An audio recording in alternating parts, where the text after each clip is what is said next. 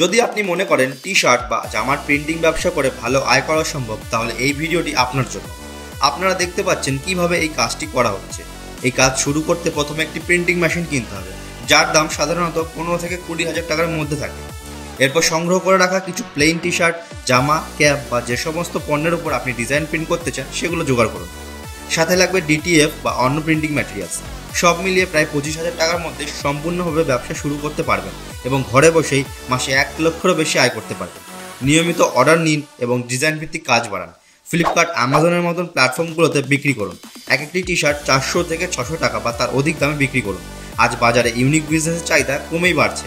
যারা আগে শুরু করেছে অনেকে ইতিমধ্যে বড় হয়ে নিজেদের ওয়ার্কশপ বা ফ্যাক্টরি পর্যন্ত তৈরি করেছে। তাই শুরু করার সঠিক সময় এখনই। কিভাবে এই ব্যবসা শুরু করবেন, কোন মেশিন নেবেন, কোথা থেকে সংগ্রহ করবেন এবং প্রফিট বাড়ানোর কৌশল, এসব তথ্য আমরা একে একে আপনাকে জানাবো। এসব জানতে চ্যানেলটি ফলো করুন এবং কমেন্ট করে জানান। আমরা আপনাকে মেশিনের লিঙ্ক সহ ব্যবসার সম্পূর্ণ গাইড প্রদান করব।